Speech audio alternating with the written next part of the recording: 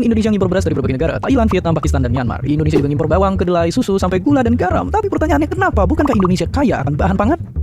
Halo semuanya, teman-teman semua pasti pernah dengar kan kalau Indonesia itu disebut sebagai negara agraris.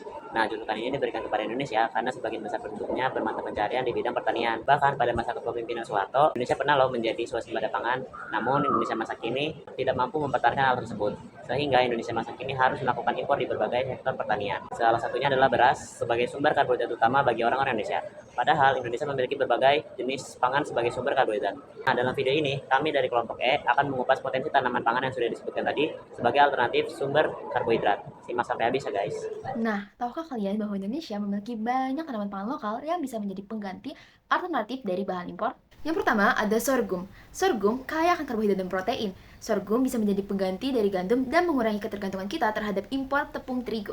Yang kedua ada porang. Porang ini lagi populer di akhir-akhir ini, apalagi beras porang. Yang ketiga ada ubi jalar. Ubi jalar ini bisa digunakan berbagai macam produksi pangan seperti menjadi tepung, bahan kue, dan lainnya. Yang keempat ada sagu. Sagu ini udah populer banget nih di Indonesia, khususnya di daerah Papua yang menjadikan sagu sebagai makanan pokok. Dan itu beberapa contoh dari tanaman pangan lokal Indonesia yang kita bisa manfaatkan sebagai pengganti karbohidrat. Nah, untuk yang selanjutnya yaitu ada manfaat dan keunggulan tanaman pangan lokal dari aspek gizi, ekonomi, dan juga lingkungan. Dari aspek gizi, biasanya tanaman pangan lokal mengandung nutrisi dan protein yang lebih baik, juga mengandung serat yang sangat tinggi, juga mengandung mineral esensial yang kaya antioksidan yang sangat baik bagi kesehatan manusia.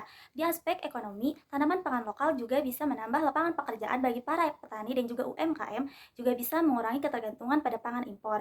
Dan yang terakhir yaitu dalam aspek lingkungan, tanaman pangan lokal juga bisa mengurangi ketergantungan penggunaan pupuk dan juga pestisida, dan juga bisa lebih adaptif terhadap kondisi lingkungan Indonesia. Implementasi dan tantangan diversifikasi pangan.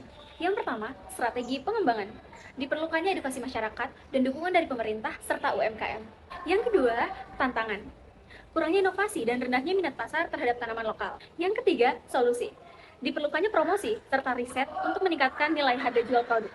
Diversifikasi pangan memerlukan adanya sinergi antara pemerintah, industri, petani, dan masyarakat untuk menciptakan ketahanan pangan yang berkelanjutan. Kesimpulan dari materi tersebut adalah mengoptimalkan konsumsi tanaman pangan lokal, kita dapat mengurangi ketergantungan pangan impor, meningkatkan pendapatan petani dan UMKM, serta melestarikan lingkungan. Kita lebih mengenal dan mendukung pengguna pangan lokal yang tidak hanya bergizi dan ramah lingkungan, tetapi juga mendukung ekonomi lokal dengan memilih pangan lokal.